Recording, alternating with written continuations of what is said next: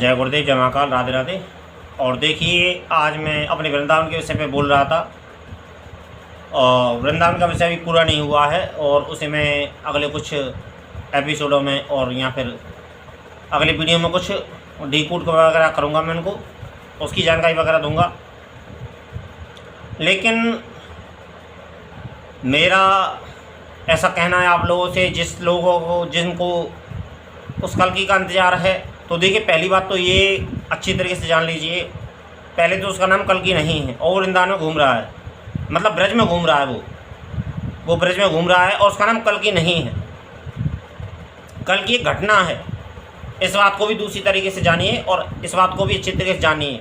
संबल अभी कुछ विषय बदल गए हैं, हमारे जो राजनीति के हैं और जो न्यूज़ वगैरह के जो विषय हैं वो बदल गए हैं।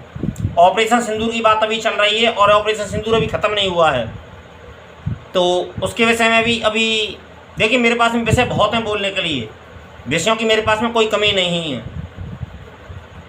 और ना तो मैं धार्मिक हूँ ना मैं अधार्मिक हूँ, ना तो मैं संत हूँ ना मैं त्यागी हूँ। और मैं क्या हूँ मुझे खुद पता नहीं है कि मैं क्या हूँ। मैं एक ये तो मैं जानता हूँ कि मैं अघोरी साधक हूँ एक, लेकिन मैं वृंदावन की बात कर रहा हूँ कि वृंदावन में के विषय में जो मैंने देखा है, वृंदावन वो आज वृंदावन नहीं है। आज जो वृंदावन मौजूद है उसमें बहुत अलग चीज़ है और वृंदावन एक कबाड़ खाना इस समय बन चुका है, व्यापार की भूमि बन चुकी है वृंदावन। और केवल व्यापार संत तो रह ही नहीं वृंदावन में, क्योंकि कलयुग का एक जो प्रभाव है वो एक अंतिम चरम सीमा है। कलयुग का जो प्रभाव वो अंतिम चरम सीमा है, ये चरम चल रहा है कलयुग का। और इसमें अभी काफ़ी मर्यादा तो भंग हो चुकी हैं, अभी और भी कुछ थोड़ा बहुत होना बाकी है, वो हो जाएगा आप लोगों के सामने। अभी सतयुग की स्थापना होनी है, सतयुग का अभी चरण आरंभ होना है, लेकिन वर्तमान में कलयुग चल रहा है, ये बात अच्छी तरह से जान लीजिए। और रही बात वृंदावन की, तो देखिए वृंदावन में अब संत के भेष में काफ़ी शैतान घूम रहे हैं। और देखिए मैं संत नहीं हूँ और मुझे संत बनना भी नहीं है। मेरे गुरुदेव ने ना तो मुझे संत बनने की आज्ञा दी और ना ही मैं संत बन सकता हूँ, क्योंकि मेरी प्रवृत्ति ऐसी नहीं, मेरे मनोभाव ऐसे नहीं है, क्योंकि मैं तो एक भोगी पुरुष हूँ। और उससे आगे की बात करें, देखिए मैं मेरा और वो, इस जगत में तीन तत्व अनादि हैं, एक जीव, एक ब्रह्म, एक माया। जीव ब्रह्म माया अनादि तत्व हैं, लेकिन एक संसार भी है हमारे पास में। कुछ लोग कहते हैं कि ये जगत मिथ्या है, ये जगत असत्य है। ये बात सही है कि ये स्थिर नहीं है, ये बात तो सही है कि स्थिर नहीं है, लेकिन असत्य नहीं है, क्योंकि प्रकट है, मौजूद है। हम इस जगत के बिना जीव जाति, जो जड़ है, चेतन है और जो रूप है, जो धन है, वो इसी जगत में है। कुछ लोग मैं को जिंदा रखने के लिए जाने क्या क्या कर रहे हैं इस जगत में, इस मैं को जिंदा रखने के लिए। और वो मैं रहेगी नहीं। 100 साल से ज़्यादा का जीवन नहीं है वर्तमान में कलयुग जो चल रहा है। लोग तो 60 और 70 की वर्ष के समथिंग अपनी गणना कर पाते हैं कि 60-70 वर्ष में बस आदमी का खेल हो जाएगा। और लेकिन आदमी मैं को जिंदा रखने के लिए जाने क्या क्या कर रहा है आदमी, मैं को जिंदा रखने के लिए। पर वो मैं जिंदा नहीं रहेगी, पर लेकिन फिर भी प्रयास कर रहा है आदमी, और जानता है आदमी इस बात को कि मैं जिंदा नहीं रहेगी और मैं नहीं रहूँगा, लेकिन फिर भी मैं को जिंदा रखने के लिए लोग कर्जा कर रहे हैं और कर्जा करके घी खा रहे हैं, कर्जा करके घी पी रहे हैं, लेकिन मैं को नहीं मिटा पा रहे हैं। अब मैं मिटेगी तो कैसे मिटे मैं क्योंकि मैं ही तो वो तत्व है जिसको जानना है कि मैं तत्व क्या है, मैं लेकिन लोगों के पास में तो वक्त कहाँ है, और लोगों के पास में इतना फिजूल टाइम कहाँ है कि मैं को जान लें और मैं को मिटा दें। लोग आनंद तो चाहते हैं लेकिन उसकी सर झुकाना नहीं चाहते हैं कि मैं के आगे। लोग पत्थर के आगे भी इस तरीके से अकड़ के खड़े हो जाते हैं जैसे कि उनके बाप का राज चल रहा है। पत्थर के आगे भी मंदिर में जाते हैं, सर झुकाने जाते हैं, लेकिन उसके आगे भी ऐसे खड़े हो जाते हैं जैसे उनके बाप का राज चल रहा है। पता नहीं किसके बाप का राज चल रहा है, मेरे बाप का राज तो नहीं चल रहा है भाई।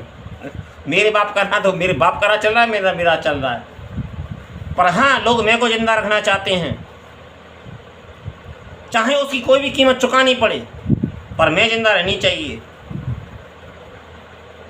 ना तो कोई रिश्ते की मर्यादा है, ना कोई आदमी की मर्यादा है, ना कोई कायदा कानून है, ना कोई सिद्धांत है जीवन का। भगवान जो है वो एक सिद्धांत है। भगवान जो है वो एक सिद्धांत है। भगवान, लोग भगवान को पाना तो चाहते हैं, लेकिन उसे सिद्धांत को नहीं मानना चाहते हैं। लोग मैं को नहीं मिटा रहे हैं, उसे पाना चाहते हैं। वो कहता है कि यदि तू मिटे तो मैं तो प्रकट हूँ, जब तू ही नहीं मिटेगा तो मैं प्रकट कहाँ से होऊंगा। लेकिन अब यकीन कैसे दिलाया जाए कि मैं मिटे तो वो प्रकट होगा। इस मैं को जिंदा रखने के लिए, लेकिन मेरी विषय ये नहीं था। आज मेरा विषय कुछ और था मेरे दिमाग में। हमारे वर्तमान में जो मैं देख रहा हूँ वृंदावन में अपने में, काफ़ी बच्चियाँ, काफ़ी लड़कियाँ भगवान के नाम पर इतनी गुमराह हो रही हैं, और इतनी गुमराह हो रही हैं कि बस उनको अंदाज़ा नहीं कि भगवान का रास्ता क्या है। भगवान तो खैर मिल जाएगा, ऐसी बात नहीं है। भगवान तो खैर मिल जाएगा, क्योंकि भगवान जो है वो भगवान होता है और वो सब पे दया करता है, और भक्तों पर तो दया करेगा ही करेगा। लेकिन फिर भी हमें गुरु की खोज करनी चाहिए। हमें यदि सदगुरु प्राप्त होगा तो हमें भगवान प्राप्त होगा, ये पहली शर्त है। क्योंकि ग्रंथों की जो पहली मांग है, जो शास्त्रों की जो पहली मांग है, वो सदगुरु की मांग है। गुरु बहुत हैं, इस गुरु के भेष में घंटल बहुत हैं। हम गलती करेंगे तो दंड हमें ही भुगतना पड़ेगा। मैं स्वयं जिंदा प्रमाण हूँ आप लोगों के सामने। मैंने अनेक गलतियाँ की हैं अपने जीवन में, लेकिन मुझे छूट नहीं मिली है। जबकि मैं भगवान को बसता हूँ, लेकिन मुझे छूट नहीं मिली है। मुझे छूट नहीं मिली, और छूट मिली भी है।